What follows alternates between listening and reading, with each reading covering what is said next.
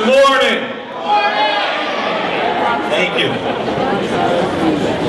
I'd like to welcome everyone to our annual Black History Assembly. We have the honor of welcoming the Living the Dream Human and Civil Rights Award winner from January 20th from the state of West Virginia. I'd like to give a warm welcome to Dr. Cummings, the pastor of Bethlehem Apostolic Temple in Wheeling, the Shiloh Assembly in Weir. Please give him a big round of applause.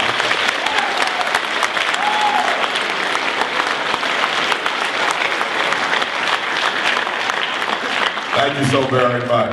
Do me a huge favor, give a hand to your principal and to all your teachers for participating in that. Thank you so very much.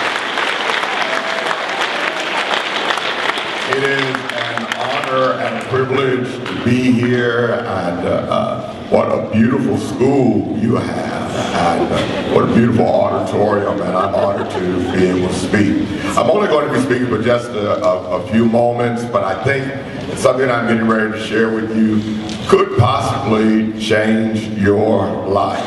If you get to the message that I'm trying to convey today, it will open up new worlds to you. I want everybody that will, if you'd be just kind enough to do this, and that is everybody just lift their hand up and look at their hand. Just look at your hand. Just do that. Thank you so much. Just look at it. You don't have to talk to your hand. Just look at it. All right? All right, now here's what I want you to see. Let's notice some things about our hand. Number one, how many thumbs do we have? Just one, just one. Wow. I wonder what our hand would be like if all of our fingers were thumbs. We might be dropping things a lot more, huh? Isn't it interesting that there's a finger, at least one finger, that's larger than the rest of the fingers?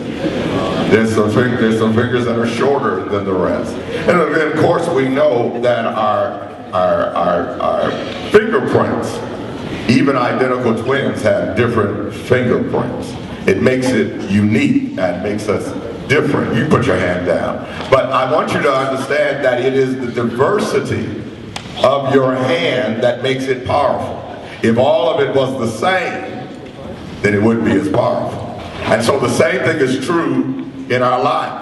The diversity of our life, and the diversity of people in our life, and the diversity of cultures and abilities in our life makes our life more powerful. If everything in our life was just one way, looked just like us, our world would be pretty small. And then there are some people whose world is pretty small because they want everything to look like them. But I would like to share with you the benefits of diversity. The same thing that we said about the hand, you can also say about your feet. What makes your feet so powerful, what makes it so strong, and what makes us different than the animals is our diversity, how different we are. And so I want to talk to you today about Black History Month. It's not always been called Black History Month. It used to be called Negro History Week. They changed from Negro History Week to Black History Month because of so many diverse things that happen. Does anybody know why, and of course, please wait on me to call on you so that everybody doesn't holler at the same time, but anybody know why February is Black History Month? Yes, sir. Because whenever Martin Luther King Jr. came to save the slaves, he did them to $100. Wow, okay. No, but that's amazing that you put all that in there. That's just wonderful. That's wonderful.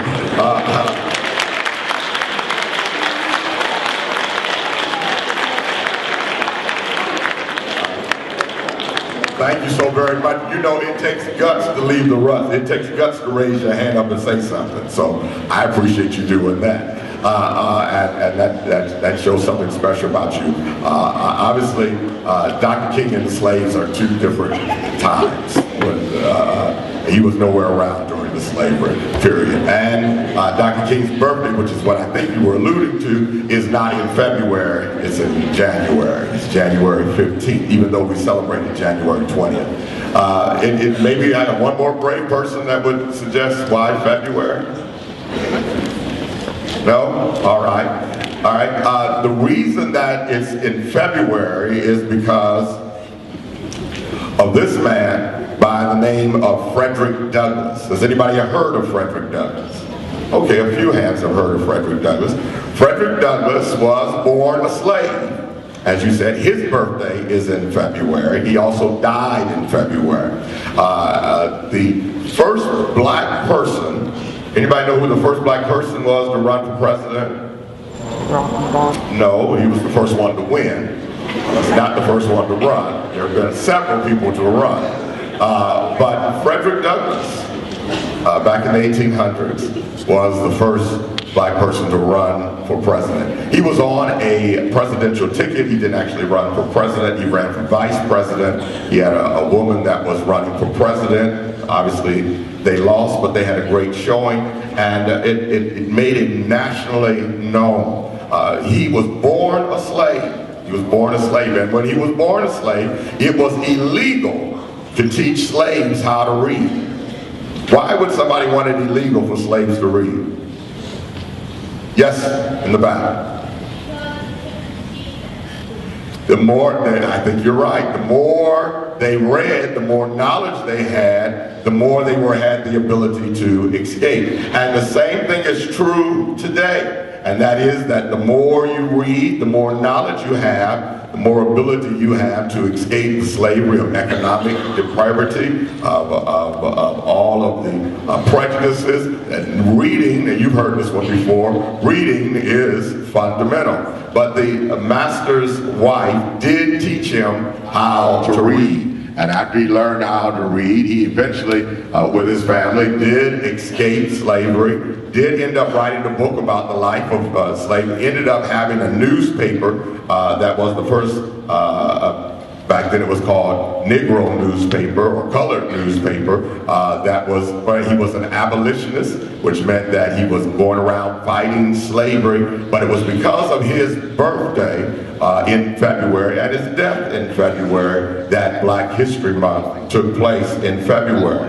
It was the ideal of a man by the name of Dr. Carter C. Woodson. Dr. Carter C. Woodson was he was not the first African American to graduate from Harvard University, but he was the second. And when he graduated, he ended up becoming one of the first professors there at Harvard University. And he was noticing that all history never mentioned anybody African American. And he was starting to wonder, did they do anything? Have they participated in any way to make our world better? And when he started studying, he started realizing there was a lot of contributions that were done by African Americans that didn't just make African Americans' lives better, but made everyone's lives better. I'm going to pick on Dr. King. That's somebody that you're probably familiar with. And Dr. King's saying is that when the tide rises, it doesn't just rise one boat, it raises all the boats on the sea. And what do you think he means by that? When the tide rises, it doesn't just rise one boat, it rises all the boats. Anybody? Yes. I'm sorry, say it again. Yes. Say that. I want you to say that into the mic. Would you say that? Whenever something good happens, it happens. Whenever something good happens, it benefits everybody. It doesn't just benefit one person, but it benefits everybody. And so what we need to find out is what are these benefits that happen to everybody. There was I used to be the chairman of the Martin Luther King Foundation there in Wheeling, and once we had a speaker that came in who was alive on the, not alive, but a teacher. She was alive too, but she was a teacher the week that Dr. King got shot, which was April 4th, 1968. And she wanted to do something for her class, to make her whole class understand the power of prejudice and how foolish it is to be prejudiced against somebody because of the clothes they wear, because of the music they listen to, because of the neighborhood they live in, because of their hairstyle, because of their religion. All of these things are foolish because it means to prejudge. prejudge. It means I'm not going to base it on any information. I'm going to prejudge it based on information about something else that really has nothing to do with you. So when she came in that week, she decided that she would tell all of her students that she had read this report, that you can determine a person's intelligence by the color of their eyes. It was called the Blue-Eyed, Brown-Eyed Project. Let's do a real quick test real quick just to see what it's like, and we'll see how quick we can do it. How many know the color of their eyes? Okay, not everybody, but all right. All right. Everybody that has blue eyes, stand up. Okay. All right. Thank you very much. Go ahead and sit down. Everybody that has brown eyes, stand up. All right. Thank you very much. Sit down. Everybody that has black eyes. Any other color eyes? Any other color eyes other than blue or brown? Okay. Good. Good. All right. There, you can sit down.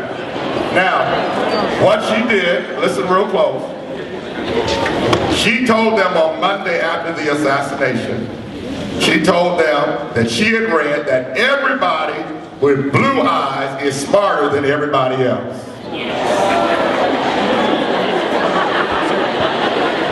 And so she ended up having, we're not going to do it, but she ended up having all the blue-eyed people move to the front and everybody other color-eyed moved to the back. And said, because there's no really reason in teaching you, because the color of your eyes means you're not going to learn anything anyway. So we might as well just have the blue-eyed people come up and we'll spend our time with them. And guess what happened?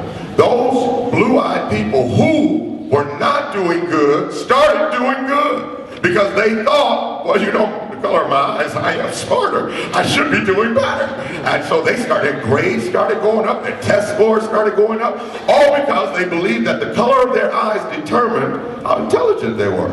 Well, after a week of that, she came back and said, I read it wrong. It's the brown-eyed people that are smarter. And all the brown-eyed people moved to the front, and all the blue-eyed people moved to the back. Guess what happened? The blue-eyed people started doing worse on their tests. And why should I even study? Because you know the color of my eyes, I'm not going to be as smart. And the brown-eyed people, their grades started going up. But then they started to have problems because they were being bullied out on the playground and out during the sports, because they were being pushed aside and said, well, look, you know, look at the color of your eyes. You're never going to be nothing anyway. Your eyes are blue. You're not going to be smart. It's a waste of time to even spend time with you. I don't want a friend like you, because look at the color of your eyes. Oh my God, your eyes are blue. You're never going to be anything. And they did this until there was too many fights.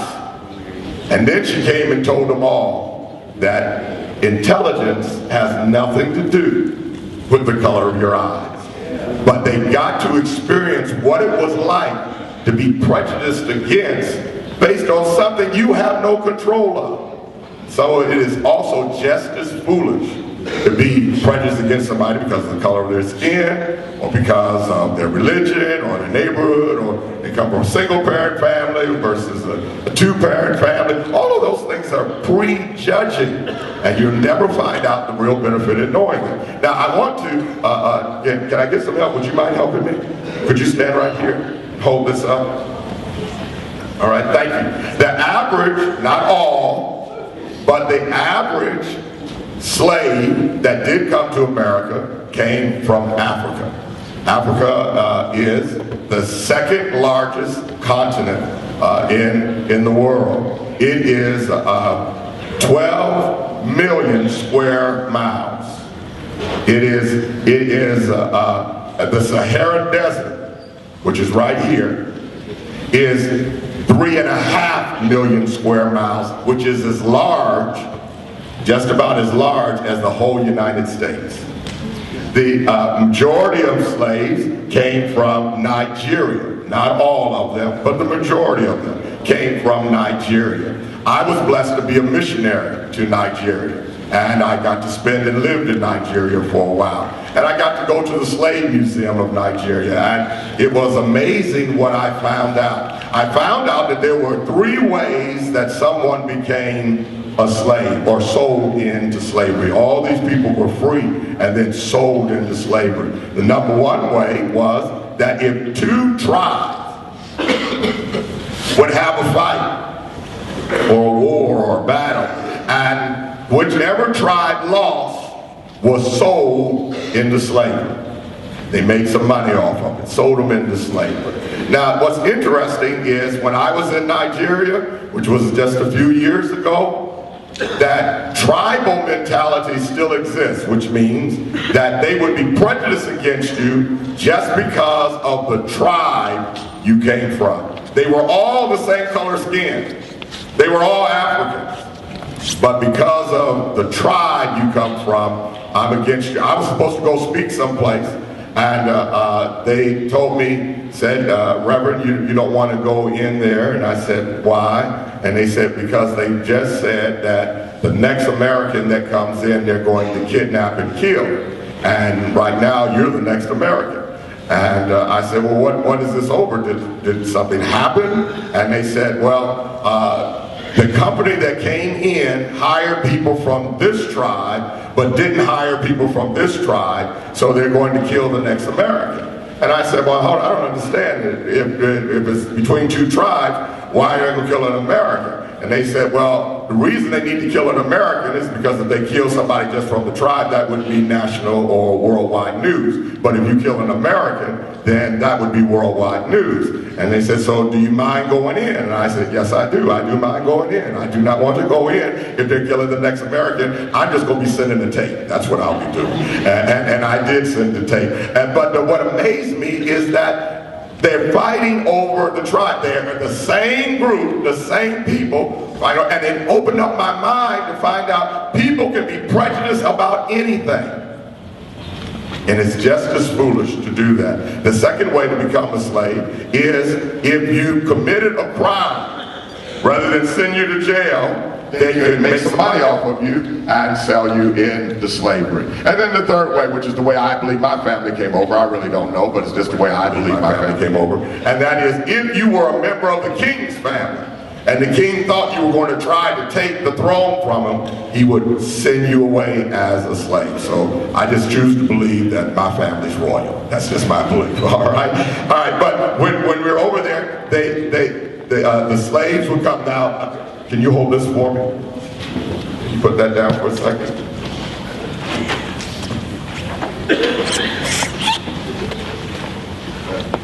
Hold it up.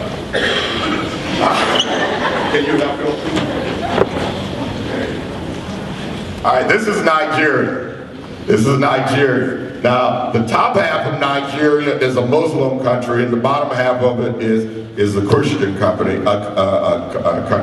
And in Nigeria, they operate obviously under Muslim laws because it is a Muslim nation. I found out there that it is legal, not necessarily practical, but it is legal in the Muslim part of the country to have as many wives as you want to have. A man can have as many wives as he want to have. And I was visiting some of my hosts, and one of my hosts had 5 wives and 30 children. And they all lived in the same house. Now, this is not something I recommend. I'm just telling you what was happening. All right? If you're going to be one of the wives, you want to be wife number 1. Because wife number 1 controls the whole house. All right? Now, but I asked them, were people still getting 5 wives? And they told me not anymore because they could barely afford 1 wife. So, understand, if you will, that they operated under these laws. So some of these people were kings, some of these people were criminals, some of the people lost in the battle. And they got sent from Nigeria over to the United States or other places. And this trip was weeks long, several weeks long. And many of them died on the way over. Only the strong survived. And then they came over to America. When they came over to America, they were involved in that as well. Thank you so very much. Give them a hand for holding this for me.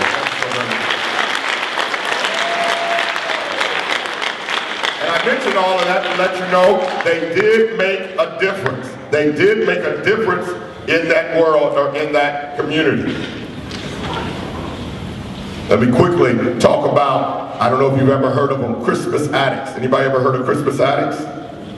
No? Christmas addicts was the first man to die in the American Revolution. He happened to be black. He happened to be a free man. He had been a sailor. It was in Boston, and if you go to Boston, there's a plaque there that recognizes that he was the first one to die in the American Revolution. When they were saying five, which was a term of defiance, they thought they said fire, and they fired, and he was the first one to die. The only reason I mention that is to say that they participated in our freedom all the way back when Benjamin Franklin and they were having the decisions about the Constitution, and they had decided to put in the Bill of Rights and the Constitution that all men are created equal. Benjamin Franklin brought up and said, how can we have slaves and then call all men equal? Because even in it says that a slave was only a 3/5 of a person, and so he fought for it, and then it got to the point that the southern states said that if you take away slavery, we're not going to be a part of the continental United States, and so they let it go. But they recognized that there was something that's not right about this. How can we claim freedom for everybody and then not recognize the importance of diversity? And so they did come, and they did participate, and they did get involved, and they helped bring changes. And so I want you to understand that these things didn't just make one person's life better, it made all of our lives better. I want to talk about another person who helped make some changes. If you've ever looked up some of the things that was done by African Americans, you will find out that the elevator was created by a black person. If you ever rode an elevator, you would have to thank a black person. If you have a refrigerator in your house, if you have a furnace in your house, if you have an air conditioner in your house, if I don't see one here, but there used to be a clock called a face clock. Face clock with the dial in the middle was invented by Benjamin Banker, who is an African American. And so what I'm trying to say is that these things didn't just make one person's life better, they made all of our life better. If you had anybody that's ever had an operation and needed a blood transfusion, you would have to thank Dr. Charles Drew, because Dr. Charles Drew found out that you could take blood from one person and put it into another person to help save their life. Now what's interesting about this, that he created what was the first blood bank, first blood bank, which has now helped save a number of people's lives. And it came out during the World Wars. But what he quit working for the United States, who had wanted the blood bank to save soldiers' lives, but they decided that they would not put a black person's blood, whether it was A positive or AB positive or AB negative, into a white person, because they thought that if a black person's blood got into a white person, that maybe they would start liking ham hocks and greens. And so they said, we can't switch their blood. And they can't put a white person's blood into a black person because, you know, maybe they would start liking something else. So he quit. He's trying to tell them blood does not have anything to do with culture. Culture and blood are not the same thing. Now if you go and get a blood transfusion, they don't know the color of the person because they don't maintain it anymore. They only maintain the type of blood. If you had anybody that's ever had an open heart surgery, that was the first doctor to do that was African American, because no one else was willing to make that surgery. But now it has not just benefited one person's life, it's benefited all of our lives. Anybody ever heard the saying, the real McCoy? Okay, the original came from a man by the name of Elijah McCoy. Elijah McCoy was an engineer, and he went to Scotland to learn his trade. And after being in Scotland to learn his trade, he came back to the United States, and he couldn't find a job because they just didn't believe that a black person could be an engineer. And so even though he had the training, it was very hard to find a job. And then he did end up finding one in Michigan, for Michigan Central Railway. And it was his job to make sure that the trains operated efficiently. And he would go by and when the trains would pull in and oil them to make sure that they would run efficiently. And then he said, we don't need somebody walking by it all the time. I can invent something that will make this train run efficiently. And he did invent it. And there were a number of people that used it. And then a number of people refused to use it because they said it was invented by a black person, so it couldn't be any good. And what happened was they started making offshoots of it. And when they make offshoots of it, it didn't work as well. And they used to ask the engineer, is this the real McCoy? Because we don't want something that was fake. We want something that was real. And that came from Elijah McCoy. And then one that I've been excited about recently is Garrett Morgan. Garrett Morgan, who was from Cleveland, Ohio. He invented a gas mask. He didn't do good in school. He only went to the 6th grade. He was good at observing things, but he wasn't good at necessarily book learning. But thank God for diversity, because you can be good in more than one area. And he decided that in order to make money, he was to open up a sewing machine company, because he knew how to put sewing machines together, take them apart, and he tried to create a polish that would make the needle move faster, but he didn't do it. But he did create an oil that relaxed women's hair, and they still use that today. But then he decided, I'm going to make something to help firemen. I want to do something to help save lives. And he created this gas mask, and all that it was just simple, just learn from observing that we hadn't figured out that smoke rises and clean air is at the bottom. And he made a mask that had a long tube that went down to the ground, and when it went down to the ground, he put a sponge and a cold filter on it so that it would breathe, when you could breathe in the smoke, and it would clean the air up as it came in. And then there was a tunnel that collapsed, and he tried to get them to use it, the firemen to use it, the rescuers to use it, but they wouldn't use it because it was invented by a black man, so it's probably not going to work. And so there were people that were dying down there, and they couldn't get to them because of all the smoke and all the gases, and they said, well, we're not going to use it, but if you want to try it, you can go ahead and try it. And he did go down and try, and ended up rescuing close to 32 people. And when they did that, then the firemen said, oh, it must work. And then now it is something that is used all over the world, a variation of it. Now they use oxygen, and they go in there with air, rather, and they breathe. But as I understand it, in talking to some firemen, they said that that's a limited amount of time, but the one that he invented was an unlimited amount of time. So prejudice killed. Prejudice allowed people to die because they thought, well, if this comes from that side of town, it can't be right. That's prejudging. That hurts us all. I want to talk about somebody that I think that you know. Can I get you to help me today? I'm just old enough, I know I look real young, but I'm just old enough that I was in school when Dr. King was shot, and that was April 4th, 1968. It happened to be a paper boy. And this is the actual paper that was delivered to my house on that day. And it says here, it's from the Cleveland Plain Dealer, I grew up in Cleveland, Dr. King is shot to death. And when Dr. King was shot, it caused riots to be all over the United States. There was only one city, a major city, that didn't have a riot, and that was Indianapolis, Indiana. Indianapolis, Indiana didn't have a riot because somebody else was there that was able to talk them out of rioting. His name was Robert F. Kennedy. And Robert F. Kennedy is the one that just happened to go into that neighborhood. He was there running for president, and he was there, and he went and he stood on a car and he gave one of the shortest speeches. And in the speech he said, I know what it is for an assassin's bullet to take away somebody that you love.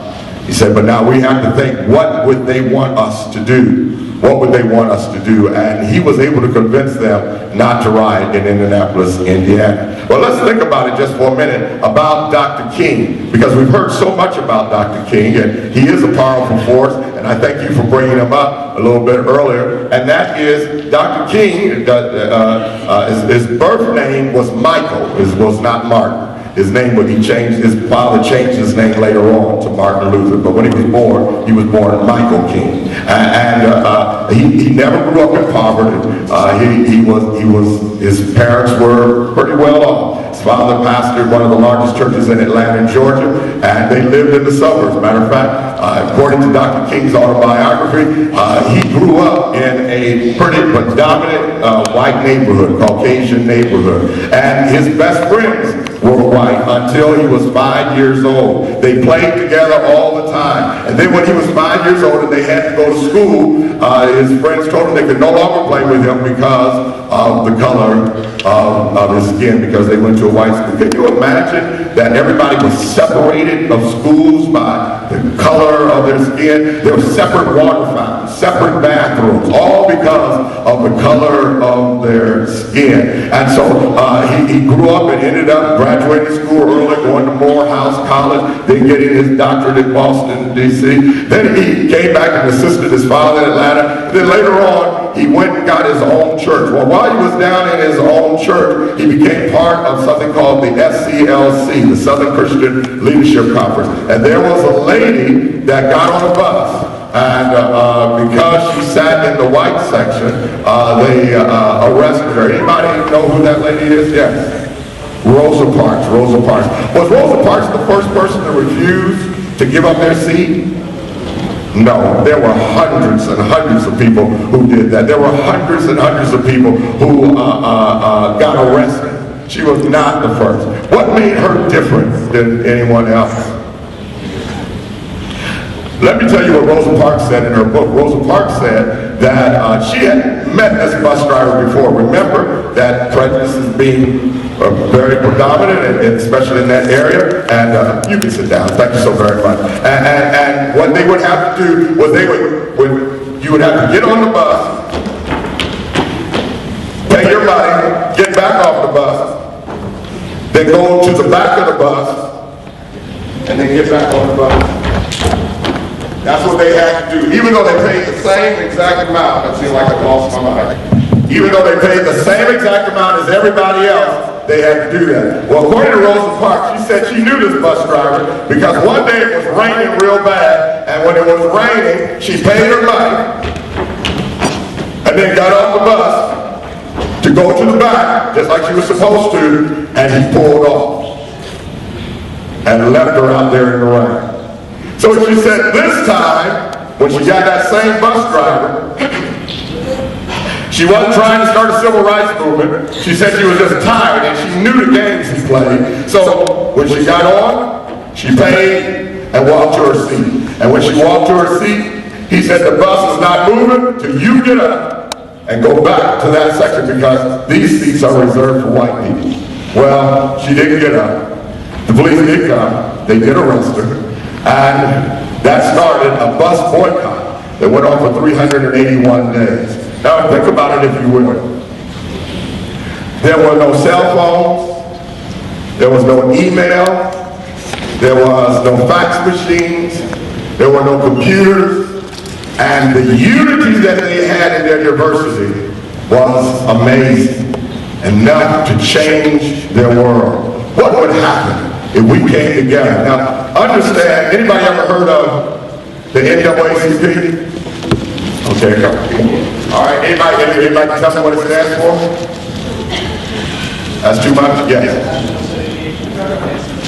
Very good. Give him a hand if you will.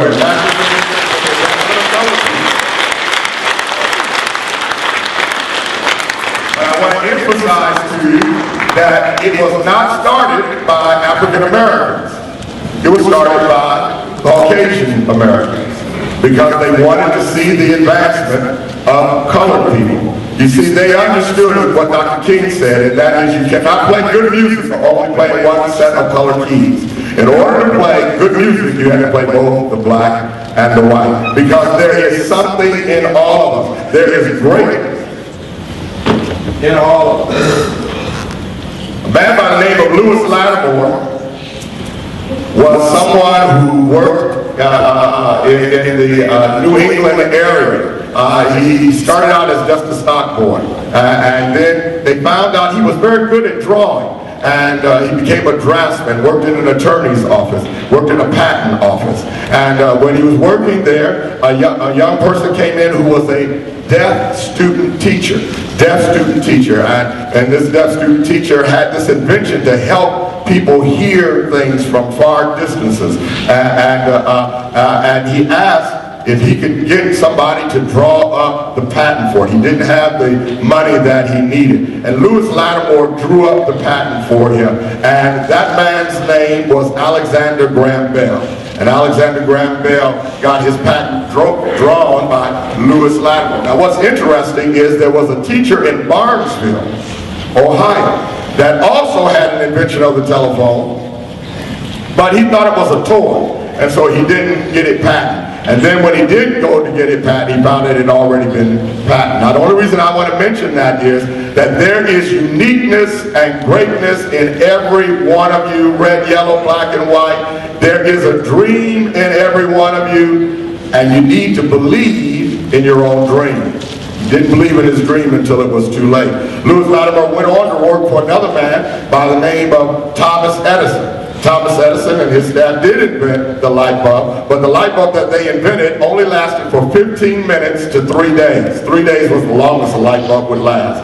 And Lewis Lattimore came up with the invention to change the filament so that it would last longer, and that's how we got the incandescent light bulb that we have. Now, I want you to understand that even though these people came from Africa, this is some of the things I brought back from Africa, and the talent that they have, and I wish, I know that with the size of the audience we have today, there's no way that I could pass this around or show this to everybody, but if you could just see the engraving. I saw them do this by hand with their knife. They didn't have a machine that did it. The engraving and the decoration that they put in it, the talent that they have, talent that you have, the talent that we all have, because we all have talent in something. Now, you may not say, well, I don't understand, why do we even need a Black History Month? Who haven't I picked on yet? Can I pick on you to hold this? Okay. It's because I want you to recognize that if they were being treated wrong and still could come up with greatness, if you're being treated right, you ought to be able to come up with even greater things. If you don't remember anything else I said today, that good-looking black man that came in said, I don't remember anything he said except for that one thing, and here's that one thing. Have a dream, have a dream, have a dream. You are not old by chronological age. You are old when you give up on your dreams. Dr. Martin Luther King, whose famous speech, Have a Dream, was given at the March on Washington, August 28, 1963. Please understand, if you ever look at the program, you will see he was not even on the program. He wasn't on the program, although we know he spoke. He spoke the last 20 minutes because two other people that were supposed to speak 10 minutes gave up their time because of what had happened with the bus boycott. They said, let this young man speak. And so they did let him speak. But the March on Washington was being worked on before anybody heard of Dr. Martin Luther King. It was Philip Randolph that put the March on Washington together because of what happened to a young man by the name of Emmett Till. I don't know if anybody's heard of Emmett Till. Emmett Till was from Chicago, Illinois, and he went down south to visit his grandparents, but while he was down there visiting them, he saw a beautiful white woman, and he looked her in the eye, and he whistled. That night, they came to his grandfather's house, drug him out of his bed, beat him, drowned him, and killed him. And understand, these things have been going on for years, for decades, for a long, long time. But it was about timing. It was about timing. There's this new invention now, the television. And now people are seeing it on the evening news. Before we would hear about it months later, but now we're seeing about it right away. When dogs are being sick on people, we're seeing it immediately. This didn't happen before, and this is making people respond in a different way. So that's what the March on Washington was about. Philip Randolph was the head of the Porters Union. You might not know what a porter is anymore, but a porter was the person who would carry your luggage on the train. And so he was the head of that. They said, we've got to do something. We've got to let people know that we are of worth as well, and that we ought to have rights as well. And so they had that. And Dr. King gave this speech. If you ever go to Atlanta, Georgia, and I hope that you do, and go to the Martin Luther King Center, they have the actual speech there. You will notice when you look at the speech, "I have a dream" is not in the speech. It's not something he planned on saying. It's about timing. It's about timing. And while he was giving the speech to people in the crowd, they had been out there all day. It was so hot. I was not there at the original March on Washington, but I was there for the 40th anniversary. I marked right behind Coretta Scott King because my mother-in-law was her secretary. And so while I was there, I experienced the 100-degree heat, and I just thought, what did they do 40 years ago? And because every time we marched, me and my family would run into a building and feel the air conditioner and then go back out again. But they didn't have that 40 years ago. So what did they go through just standing there? And what was amazing was the president at the time, was John F. Kennedy, did not want the march on. He did everything he could to stop it, but he couldn't stop it. And not that he didn't feel with what they were doing, but he just felt there's going to be so many fights and so many killings and so many murders. We don't want this. It would set the movement back. But it ended up, there were no fights and there were no murders and nothing happened that day. It was a total peace movement. Well, while he was giving this speech, and they had been there, he was the actual last speaker. And while he was giving this speech, a woman had sung earlier, we believe it was Mahalia Jackson. He said, "Tell him about your dream, Martin. Tell him about your dream." Because she was in Chicago, Illinois when he gave a speech about his dream. And he talked about this dream. And I want to read to you just a little portion of that last portion that wasn't part of the speech that he said by memory, only because she hollered out, "Tell him about your dream." What he said is, "I say to you today, my friends, so even though we face difficulties of today and tomorrow, I still have a dream. It's a dream deeply rooted in the American dream. I have a dream that one day this nation will rise up and live out the true meaning of its creed. We hold these truths to be self-evident, that all men are created equal." Then I'm going to skip down to the bottom. "So let freedom ring from the prestigious hilltops of New Hampshire. Let freedom ring from the mountains of New York. Let freedom ring from the highland Alleghenies of Pennsylvania. Let freedom ring from the snow-capped Rockies of Colorado. Let freedom ring from the curvaceous slopes of California. But not only that, let freedom ring from Stone Mountain of Georgia. Let freedom ring from Lookout Mountain of Tennessee. Let freedom ring from every hill and every molehill of Mississippi. From every mountainside, let freedom ring." And when this happens, and when we allow freedom to ring, we will let it ring from every village and every hamlet and from every state and every city. And we will be able to speed up that day when all of God's children, black men and white men, Jews and Gentiles, Protestants and Catholics, will be able to join hands in singing the words of the old Negro spiritual, "Free at last, thank God Almighty, we're free at last." Give yourselves a hand right there.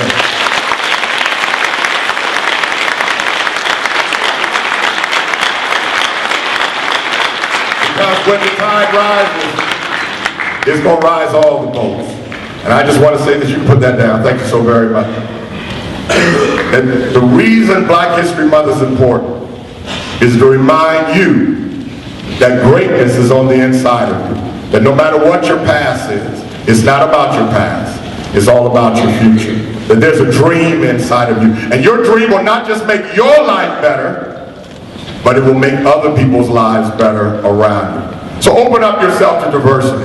Open up yourself to those that may not be like you. I'm not just talking about color of skin, but I'm talking about neighborhoods and cultures and friends, because they have something that you need. Dr. Martin Luther King, I'm picking on him again, said that I can never be what I ought to be until you are what you ought to be, because we are tied together. And so the poem he quoted was, "Never ask for who the bell tolls, it tolls for thee." We need each other. I know we're not in church, and I know that I'm a little bit different, but do me a huge, huge favor. Even if you don't mean it, hopefully if you keep saying it enough, you'll realize you do need to mean it. Just look at somebody next to you and say, "I need you." Oh, Lord. Oh, Lord. Oh, Lord. Look at somebody else and say, "You need me."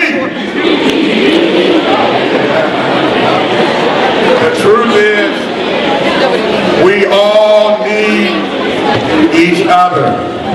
We all need each other. And when we open up our eyes to that and open up our minds to that, then we will be able to experience a greatness that we could not have had on our own. So if you don't remember anything else, believe in your dream. Have a dream. Have a dream. Have a dream. Believe in your dream, because if you don't believe in your dream, somebody else may have that dream. Somebody else may have that invention, and they might get into the patent office before you. You need to believe in what has been given to you, because you are talented. You do have greatness. It doesn't matter what the color of your eyes are. It doesn't matter what the color of your skin is. It doesn't matter what your past may have been. Greatness lies inside of you, but you must believe in yourself and in the greatness that is in you. Now, one of my favorite writers is a man by the name of John Maxwell. And John Maxwell says that if you can do something great by yourself, it's not that great. Because in order to do something great, you're going to need others to help you. And so we need the diversity of our hand. We need other people who are not like us. Let's go to the sports and I close. It's basketball season. If everybody's shooting three, it's very easy to beat you. If everybody's down in the middle, it's very easy to beat you. But if you've got three-pointers and people who shoot from the wings and people who are down, we don't know which one to cover. It's very hard to beat you. It makes you very powerful because you're so diverse. And that's what your life should be, diverse. Allow people who are not like you to talk to you and spend time with you and understand that diversity gives you power. And I hope that you will be diverse in your living and experience the dream that's been set out for you. Thank you so very much for your time.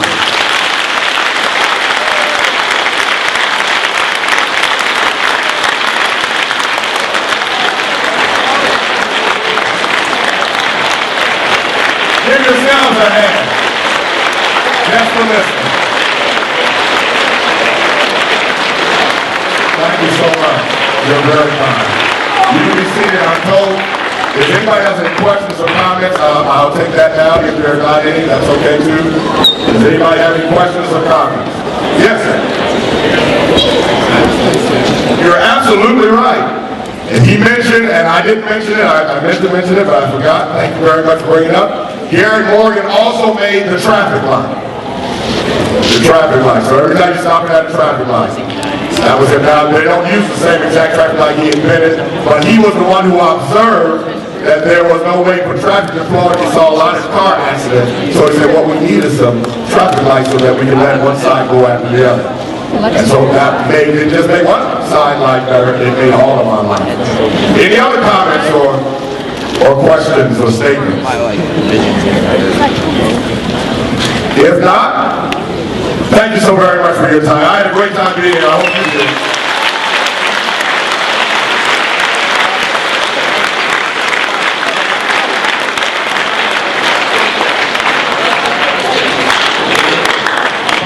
Thank you, Dr. Cummings, for your expertise, excellent knowledge, and a message. Hopefully you paid attention and you learned something.